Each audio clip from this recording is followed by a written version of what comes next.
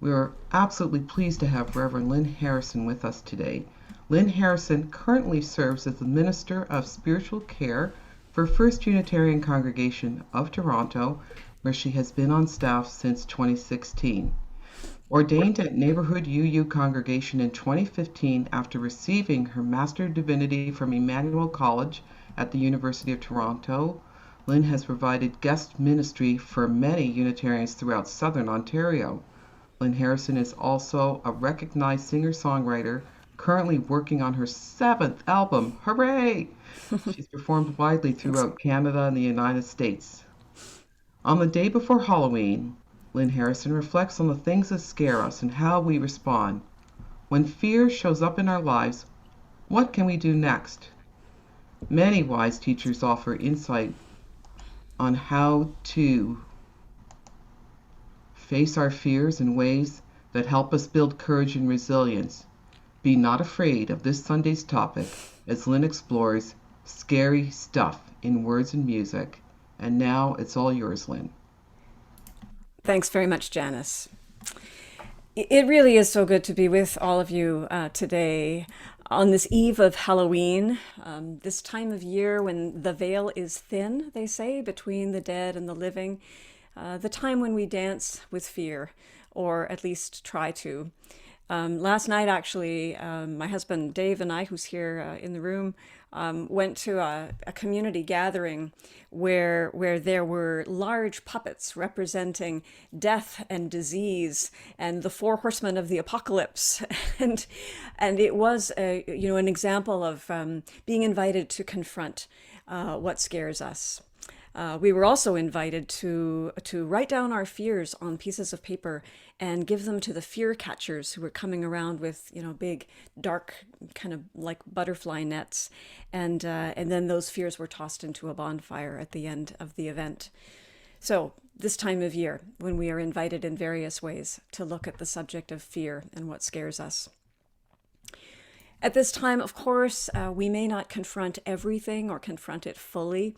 What we hope is to just creak the door open a crack, maybe with a few spooky sound effects thrown in. That's kind of what Halloween is about. Over the last few years, with the COVID-19 pandemic and the climate crisis and the war in Ukraine, as well as the personal struggles that we're all going through, all of these things are combining to create ever more frightening visions of our world and perhaps the future. So chances are all of us here, as well as people we know, are coming face to face with fear more often than we would prefer. In its 9th survey of mental health during the pandemic, conducted in January of this year, CAMH, the Center for Addiction and Mental Health, found that 25% of the people completing the survey were reporting feelings of moderate to severe anxiety. That was up from 19% just 6 months before. If that survey is statistically accurate, it means that about 1/4 of the population is feeling moderate to severe anxiety these days. It may not surprise you to hear those statistics if you yourself have been experiencing fear and anxiety, or if you're close to people who are. I would say chances are all of us fall into those categories. So today, on this scariest of Sundays, let's take a fearless look at what some spiritual leaders have said about fear over the years. Let's see if they might offer us some comfort and perhaps an invitation to work with fear in creative and courageous ways. As we know, the Unitarian and Universalist traditions evolved out of the Judeo-Christian lineage. Sometimes I find it helpful to refer to UUism as a post-Christian faith because it makes clear the religious roots from which we grew. It's said that the phrase, "be not afraid," occurs in the Bible about 150 times. That makes it one of the most repeated messages in the Old and New Testaments. Frederick Buechner was a Presbyterian minister and writer. He died in August of this year at age 96.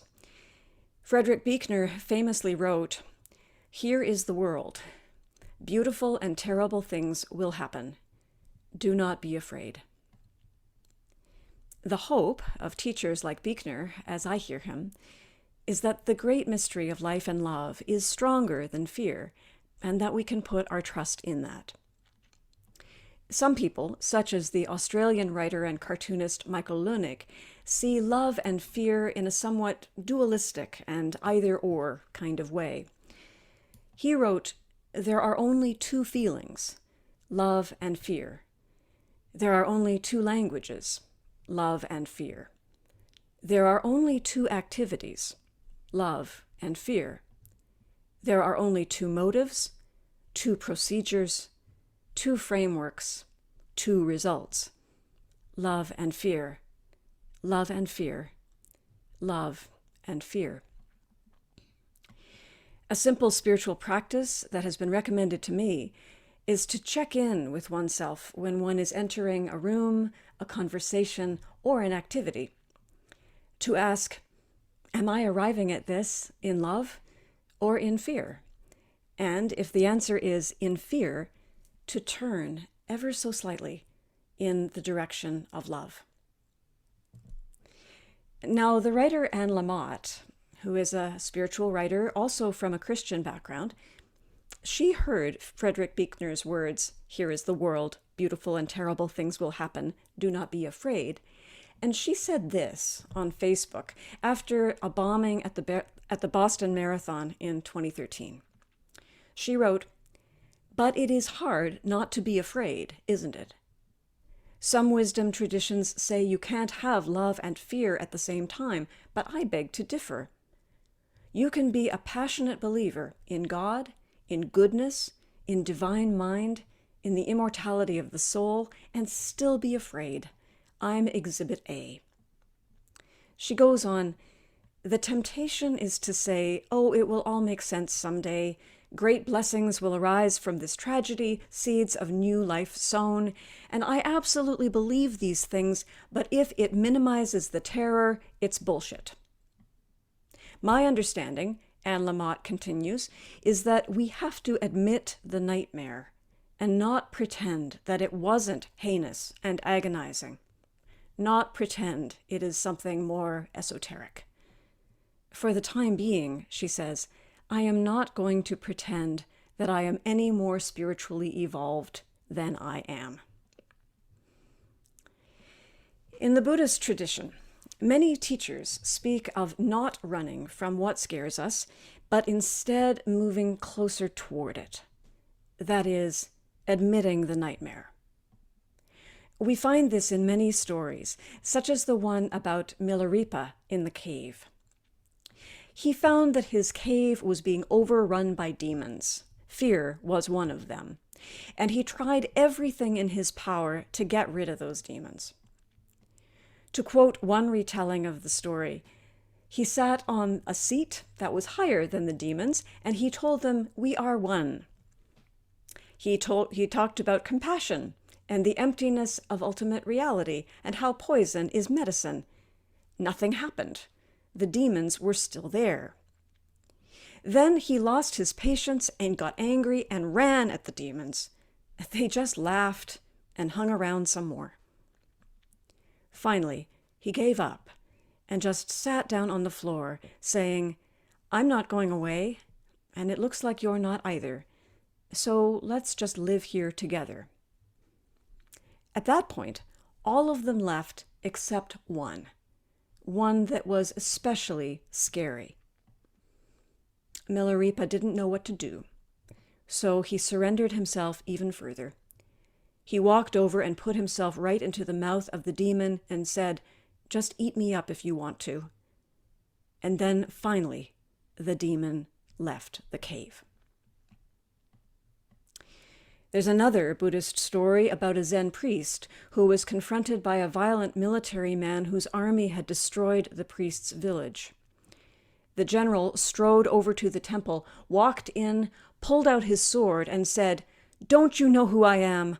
I am the one who can run you through without batting an eye." And the Zen master looked back and calmly responded, "And I, sir, am one who can be run through without batting an eye. The general, upon hearing this, bowed and left. You'll notice that these two Zen stories are essentially the same, but with different characters. In her book, The Places That Scare You, and in fact in all of her writings, the Buddhist nun Pema Chodron recommends the contemplative practice of lojong, in which one breathes in difficult feelings of fear and suffering and releases them with the outbreath. She writes, "For most of us, even to consider terrible suffering is frightening. When we practice generating compassion, we can expect to experience our fear of pain. Compassion practice is daring. It involves learning to relax and to allow ourselves to move gently toward what scares us. The trick in doing this is to stay with emotional distress without tightening into aversion, to let fear soften us rather than harden into resistance."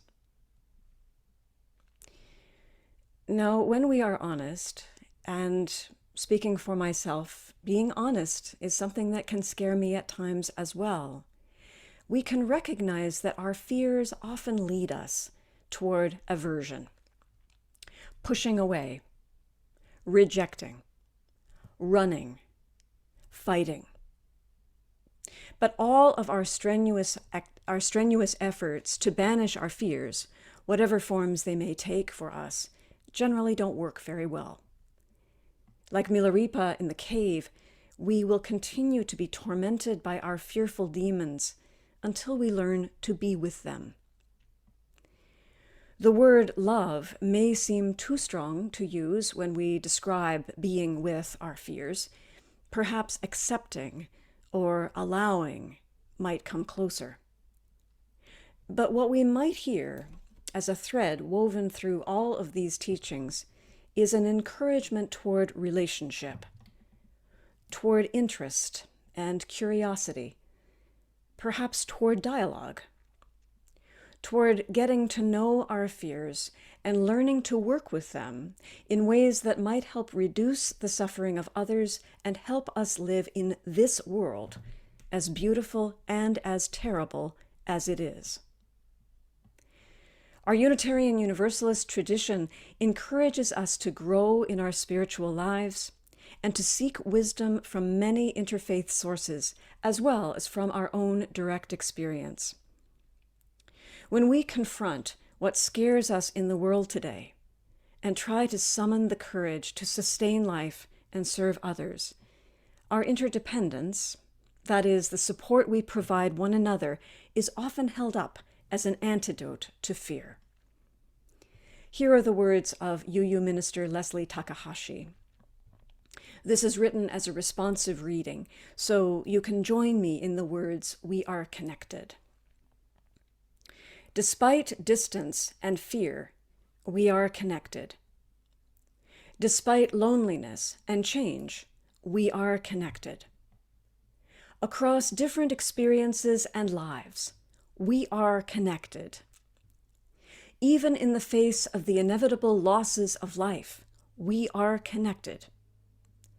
When we wish to laugh, we are connected. When we need to mourn, we are connected. Across a world divided, we are connected. Even when we dance alone in a room, we are connected. In the heat of the sun, we are connected. In the glow of the stars, we are connected. Across the limits of our imagination, we are connected. Even when nature trembles, we are connected. The wise words of the Reverend Leslie Takahashi. Today, I am grateful for the many ways that we are connected across distances and between congregations. And I so appreciate the opportunity to reflect with you on the subject of fear today. One of the ways that I work with difficult feelings, including fear, is to explore them creatively. Like many of you, I find that creative expression in any form, whether it's shared with others or simply practiced privately, can be deeply strengthening and healing. And so in that spirit, I'd like to share with you a song that doesn't speak about fear directly, but that does speak to the challenge of learning to live with life exactly as it is. That is, to be in the places we do not want to be, and to be there together.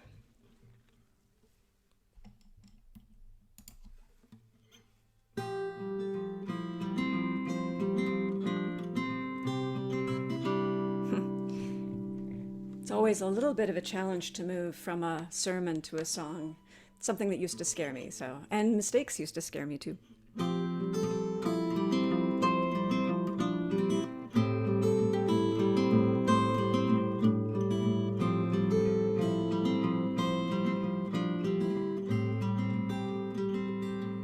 In between rocks and hard places, square pegs in circular spaces, caught in our awkward embraces, here we are again, so far away from each other, all of us running for cover, enemies, strangers, and lovers, here we are again. This is where we find ourselves. This is where we find ourselves.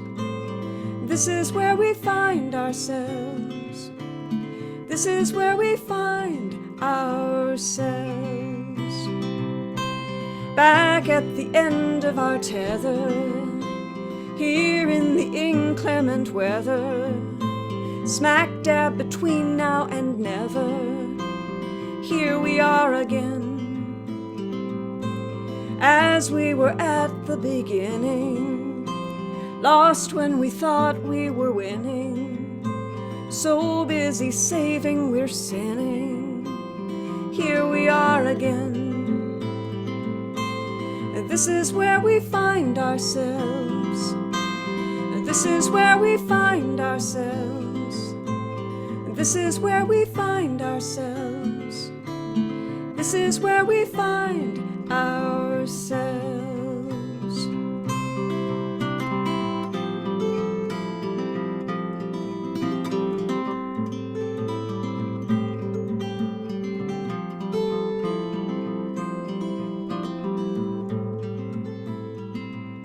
So come, lay your head on my shoulder, beautiful eye and beholder. Each day's a little bit colder, and here I am again. Maybe we're right where we should be, and if we're not, maybe we could be moving right into the mystery. Here we are again and again and again. This is where we find ourselves. This is where we find ourselves. This is where we find ourselves. This is where we find ourselves. This is where we find ourselves. This is where we find ourselves. This is where we find ourselves. This is where we find ourselves.